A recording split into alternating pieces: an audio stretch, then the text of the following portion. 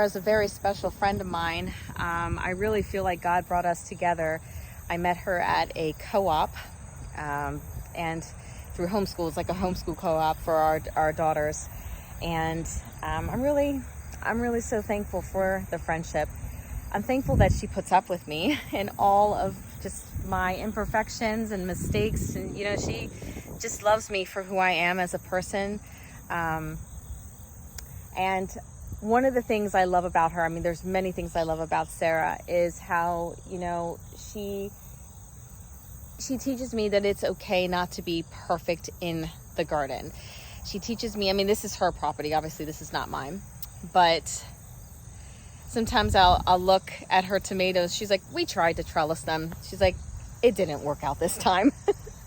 And I love that because there's so many times you see people in, you know, who are working in their gardens and they're homesteading and they're doing things and it looks so perfect. And that's not what I want. I don't want that pressure of being perfect. So it really does help me when I have friends who really are living it. They're making mistakes. They're talking about the mistakes, what has worked for them, what hasn't worked for them. And that just makes me feel better. And it also encourages me to start. And I feel like it allows me, it allows me to be okay to make those types of mistakes. So I'm walking right now in her orchard. Sarah, are these peaches or pears? Peaches. And look at her, she's so sweet. She's doing her laundry. They're peaches? Those are peaches, yep. Where are your pears at? Are they up further? Oh, okay, I missed them. Okay. She's such a sweetheart. Hey guys, welcome back to my channel, Make It Make, where I always try to encourage you guys, if you can't get it to make, then make it make. We are here with Sarah, and she actually has a channel called Well Folk Revival. And today we are going to be in her living space on her farm. Thank you very much. Thank you for having me. And I'm really excited about this pantry tour just because, I mean, Sarah's got so many things going on here and she's got a lot of just so much knowledge, and I'll have her tell you about that. But we are in one of her pantries. What would you really call this pantry? This one here? This is our main pantry. Okay. Really. And this wasn't even here. We kind of knocked a hole in the wall and created it. I can see because of the stone. I don't know if you guys, you can see the stone. Yeah. I think this was, so our home is in 1876, built in 1876. Wow. So the nooks and crannies are incredible. They're gorgeous. I think this was the back porch of the main house at one point. Because this goes all the way back to the garage, which was built on probably, I would say, maybe 70s. We cut a hole in the wall and slowly worked at it because, you know, home cooking and having all the tools requires a lot of space. Yeah. And we had a little tiny pantry and I just didn't have enough room for everything. And so this is just, I love to dream and envision things. And a lot of the things that you have dreamt has come into fruition? Yeah. I always have a problem with that word.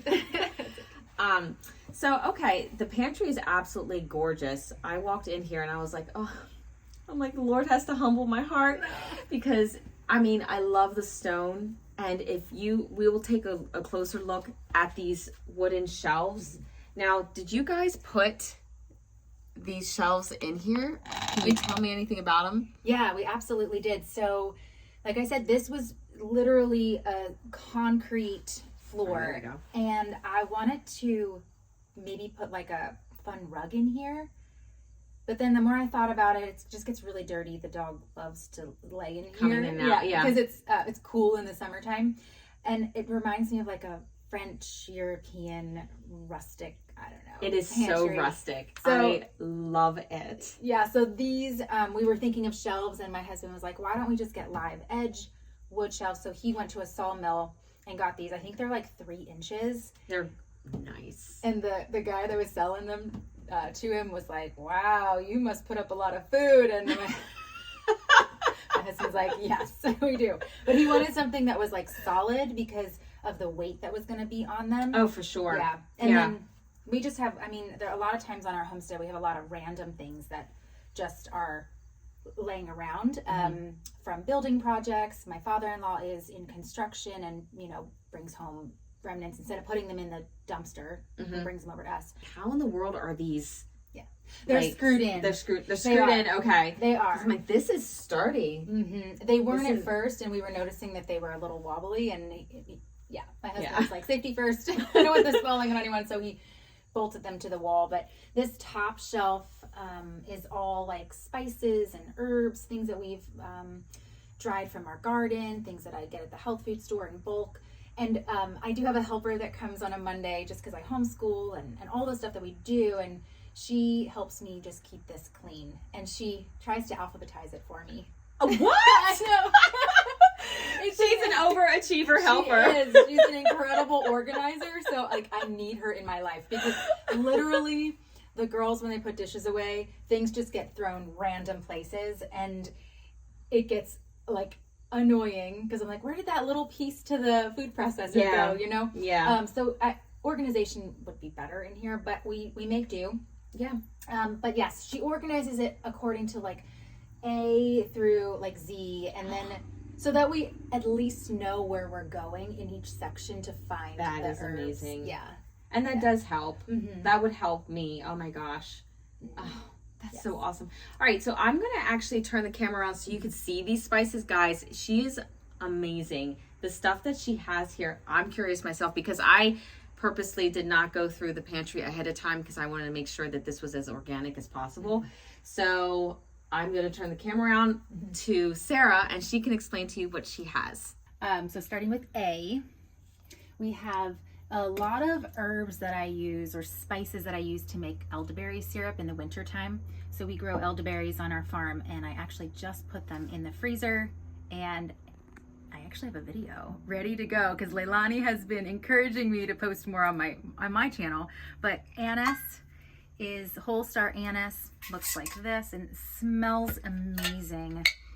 Ugh. And these just go right into my elderberry syrup when I am making it. So I make it like a chai elderberry syrup, so it tastes like chai. So can I see the jar? Can we see a close up of the jar? Yeah.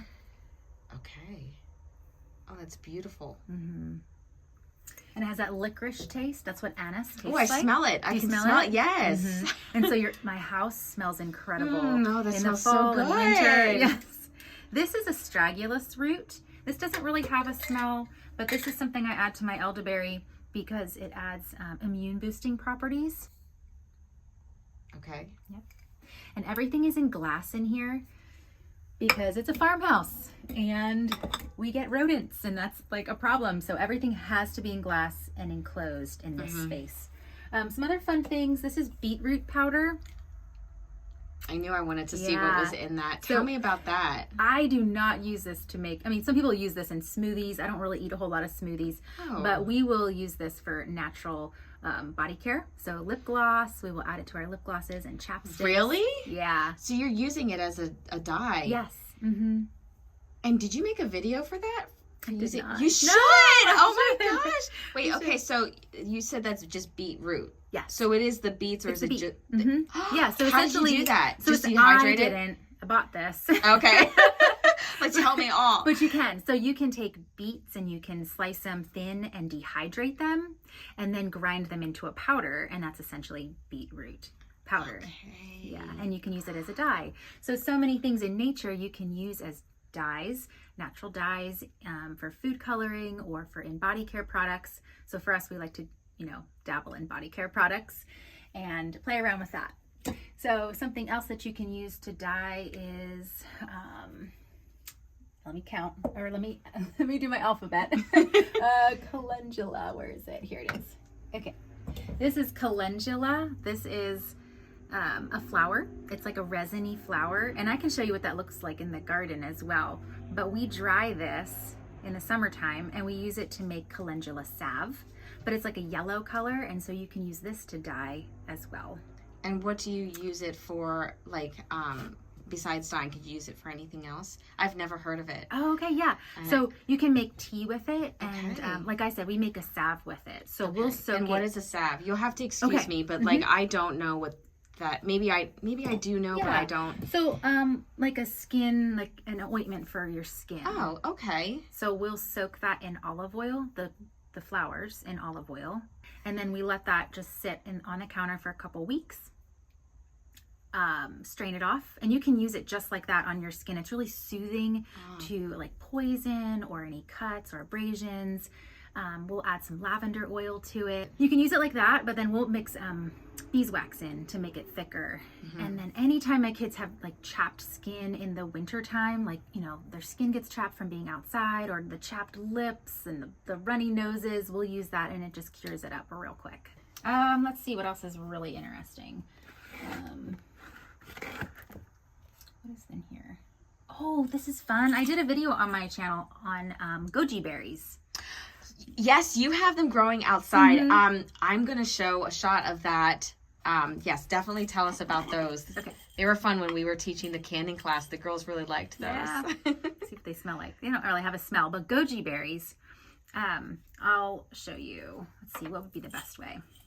These are dehydrated. And goji berries are a really high antioxidant fruit. And my husband always wanted to grow them. And I said, okay, so I found a plant at a greenhouse about 3 years ago, and he split it into 3. And now we have random ones coming up. Yeah, you do. Yeah, and you harvest them in the fall, just like you would harvest elderberry. They come right after the elderberry.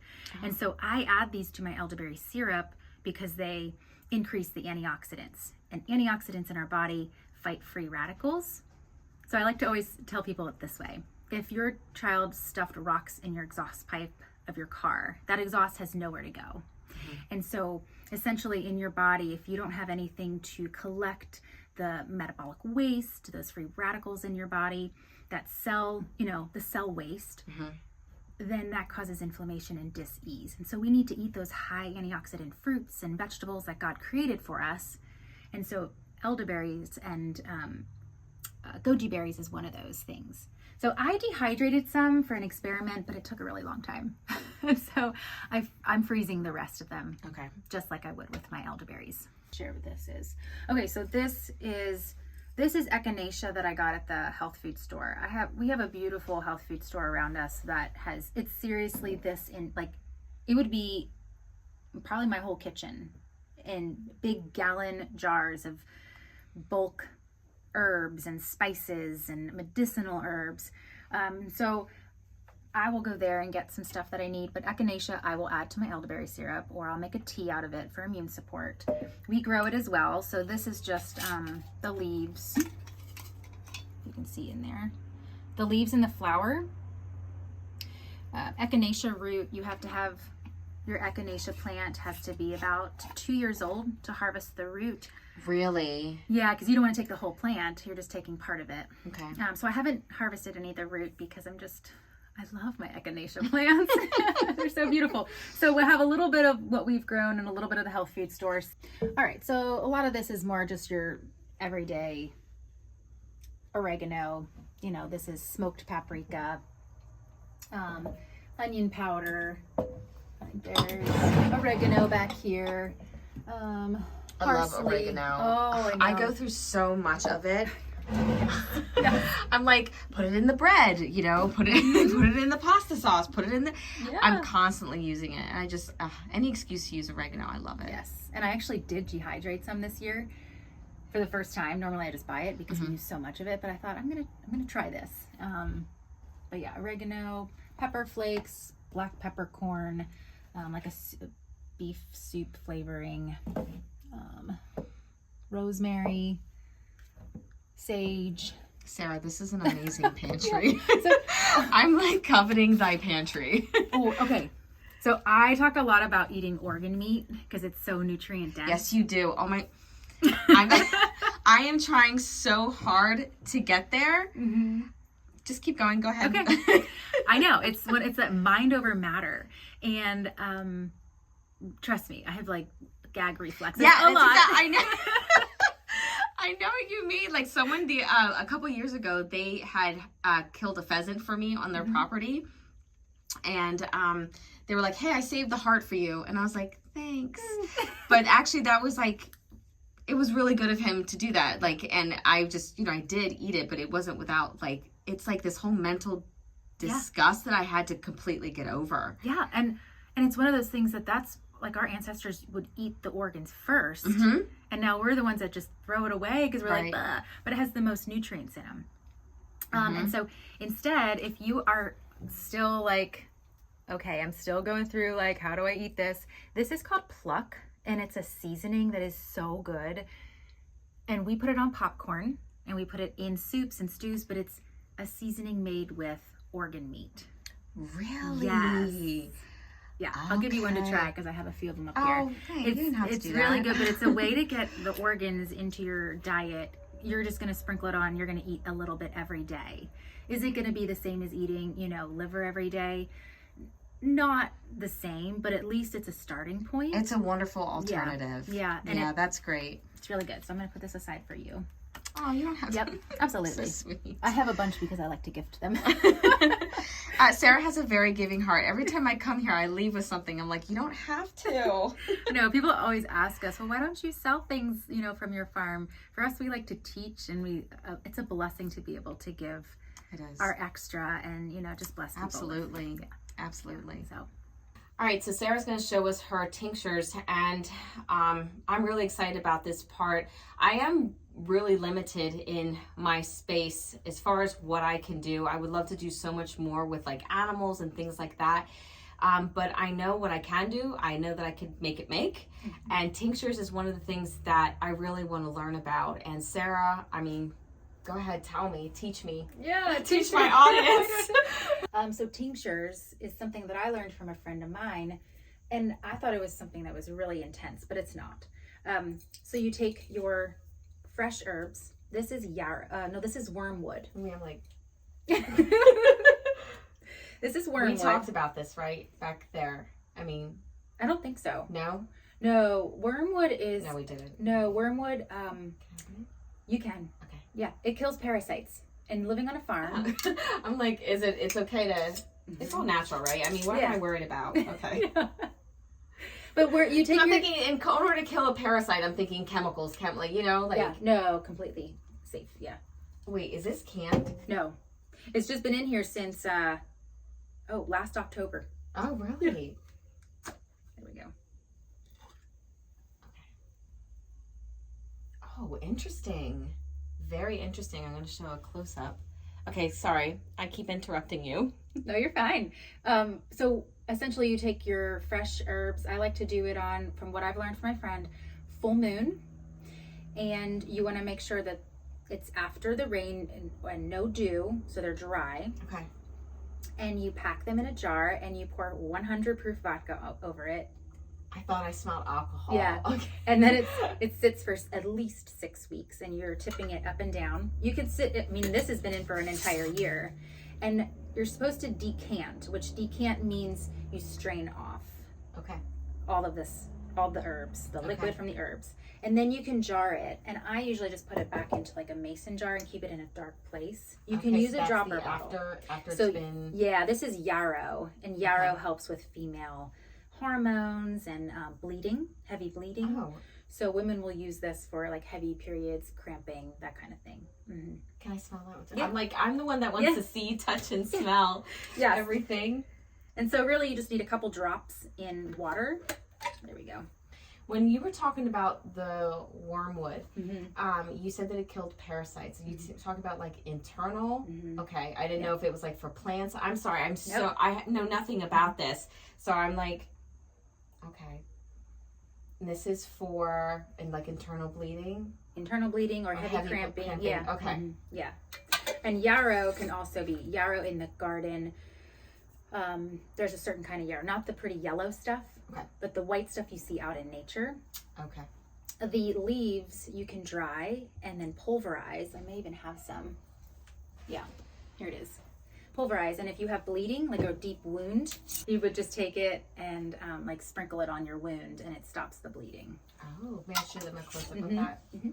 And this is yarrow. That's dried yarrow. Dried yarrow. This is yarrow tincture.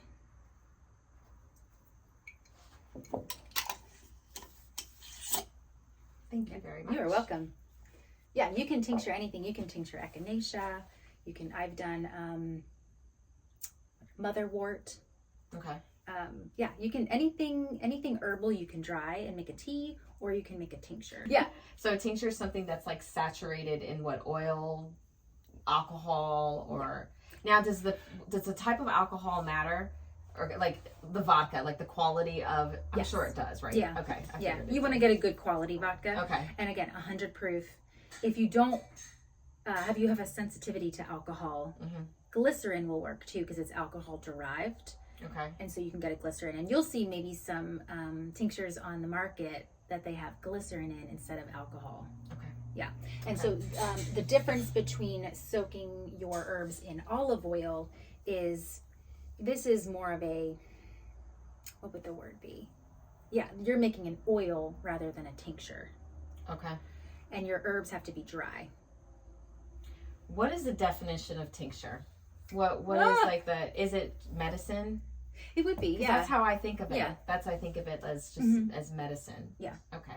And I have a good book to recommend to you and your followers as well. It's definitely a children's book that I have learned from, so I'll grab that and show that to you. Yeah, absolutely. And all the definitions are in there, and it's really comprehensive. For someone like me. Well, no, I learned so much, and when I teach on herbalism, I will use that book, and all my students go home with that book.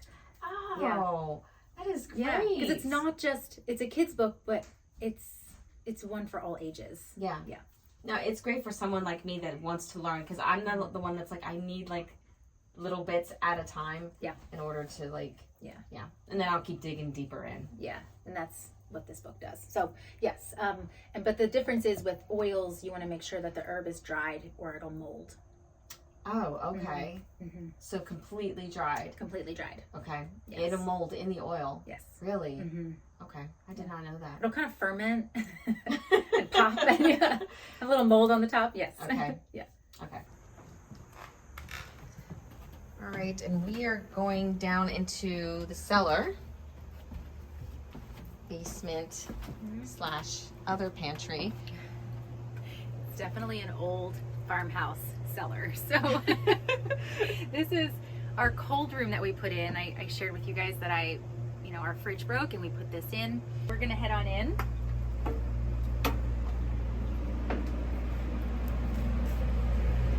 This is amazing. Oh my goodness. Yeah, this has been such a blessing to be able to come down here and just put our ferments, because I don't can a whole lot. I do ferment quite a bit. So fermented pickles, those are so incredible, and ferments are really good for your digestive health and also for brain health, because everything's connected. Fermented beans and asparagus, cauliflower. Both our goat and our dairy cow have a calf on them, or a calf and a kid, and so we're running low on milk. But when we are in full milk, like this is full of milk, and butter and cream, and then all of our produce. We're coming to the end of summer, so our produce is dwindling. But when we have lots of produce, we can put this all down here. When we butcher chickens, they have to sit for 24 hours before you put them in the freezer for all that rigor mortis, to get out of the muscles. And so we store everything down here. So that's like 50 chickens at a time that's down here. Yeah, so that's a lot. Yeah, it looks a little sparse right now, but usually in those early summer months, even into midsummer, it's really full. Even cheeses. We've been going through some cheeses pretty quickly, but we can pack that full of cheeses, and then all of our home cooked meals we can just bring down here, stick the whole pot in. The whole pot, put it down, because we don't have a microwave, and we use our stove. So when we heat things up, it just goes right back on the stove. That's so for awesome. us, it's like, why would we put it in another container? Right. And less dishes. Yeah, exactly. So, so this is a cool bot from Store It Cold, and I'll send that link to Leilani so she can post that. This tricks your air conditioner to dip below 60 degrees. degrees. And so this runs at about 45 in the summertime, a little bit higher because of the humidity. And we're in here, so we're warm, right? But normally it's at like 39 degrees, 39 to 40 degrees. And it's quite chilly. But I'll show you on the other side what it looks like, because it does, I mean, it condensizes, right? So it drips, and we have to... Oh, yes, let's go see the other we side. have to dump the bucket. Okay, so this is the other side? So this is the other side, and the air conditioner is out, everything is sealed in, and we just have a bucket here that we empty, because as it condensizes, you know, Right. it has to drip somewhere, and we just dump that down the side every day. And these are your extra jars, and we're just about to get to my favorite part of her pantry, which is her canning. Ooh, I love those. Are those for like kombucha? This is for wine. Oh. I actually wanted to have some started, but I'm waiting for another wine bucket because we make sauerkraut in our other one, and I just can't get the smell of sauerkraut out. Can you lift one up so I can see Yeah. it? Oh. These are dirty, but this is called a carboy. Okay. And this is what you ferment wine in after it sits on the fruit for a while, and I can go through that process with you. No, save it for a video. Yeah, Save I it for do want to do a video on this because I'll be making some rhubarb wine real soon. But this time of year we'll make grape wine, and I've done strawberry wine and peach wine, and I've done so much wine in the past, but I've gotten away from it because it's easier to buy it. Yeah, but I understand. I want to get back to it because it is such a fun process. It's a beautiful jar. And I love it. My dad taught me how to make it and gave me all his supplies then. Oh, And that's awesome. I have my grandfather's dandelion wine recipe that every year I've been wanting to make, but I just haven't. And Oh, Sarah, I need you to. need to make a video on that. Yeah. People would love that. You Yeah. have so much knowledge to spread. I'm serious. All right, so we are in my favorite part of Sarah's pantry, which of course is the canning. So we are going to take over and, I don't know, see what she's canned this year. Yeah. So I'm getting back into canning because of freezer space and limited freezer space. When we first started homesteading and getting into this, I canned everything. I had the ball book of canning, and I went through there and I was canning everything, and I feel like we wasted a lot because there was a lot that we didn't like or we didn't eat. Which happens. It's like the growing pains of canning. Yeah. And so it was a learning experience, but I'm coming back to canning now. And so these are peppers, sweet peppers. These are actually from last year. And I'm going to do a little bit more because I like to put these with beef in the crock pot. It's like an Italian beef roast that I make. I dump this whole thing in with a pot roast, some Italian seasoning, and I'm done. Or pasta salad. This is good in pasta salad. So I have to have a purpose for everything that I can. Exactly. And you know, I feel like it's a journey to get to that purpose because, I'm sorry, not that you need to see my face, but I don't want to just be like talking out.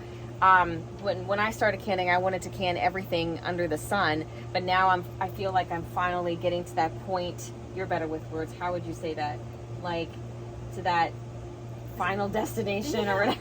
Yeah, I mean, it has to be something you're going to eat. It Yeah, does look exactly. beautiful. I mean, it's Yeah, nice it to is have beautiful, but you got to eat it. Yeah. Yeah. And even ketchup. So we did ketchup last year, and I just keep buying store-bought because it's a different flavor. It's not that it's not bad, but when you're used to the store-bought flavors, the texture, but if I don't have any ketchup, I will come down and use this instead of running to the store.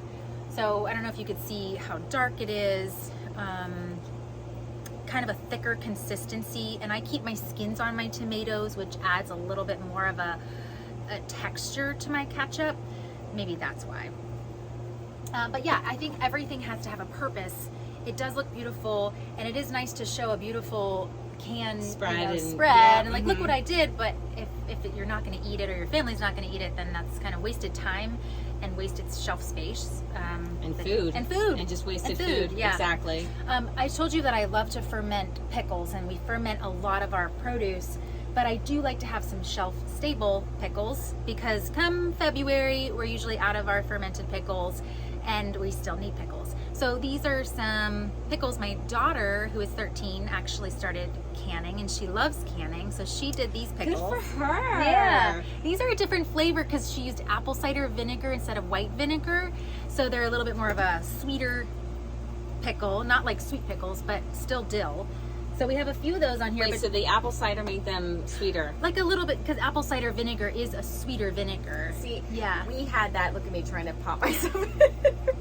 We're in a small space here. I know. I did apple cider vinegar with my pickles in my family. They didn't like them, but I won't eat them just to eat them, but on like sandwiches. They're good on sandwiches. Yeah, and yeah, I wasn't running to the store just to get white vinegar. She already she was up at 6 o'clock in the morning. I when she understand did those days. And so I was like, okay, she's on it. I'm just gonna let her do it. That's awesome. Yeah. That's great. It's good for her to learn those skills.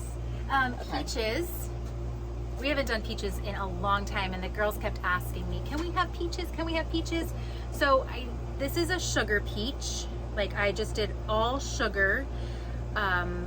What would you call that? Syrup. A sugar syrup. Yeah. So was it a very thick syrup? No, I do the light syrup. The light syrup. Okay. And yep, peaches in here, so if you can see that. And then these are made with honey. So the honey and sugar. Oh my gosh. They're so good. I bet they're so good. Because we have an abundance of honey. Let me show you. So we took off 5 gallons of honey from our bees. And so I was like, well, I'm gonna try some honey in my syrup to do peaches. So we have enough honey to do that. And honey is not canned. This just goes right into a jar and gets put on a shelf because it's already essentially canned from the It's bees. gonna last it'll last forever. What else did we do? Oh, cherry jam. This is something my daughter did. Ooh. We went cherry picking and she made cherry jam. Hot pepper jelly. This is from last year. I know you like to make Jalapeno pepper jam. Yep. And this is really good on cream cheese with some crackers in the winter time. Oh, and you were like, what's this? I was like, what is in this jar? I was like, I think pears. Yeah. We have a pear tree out back, and I think it's considered a sandstone pear.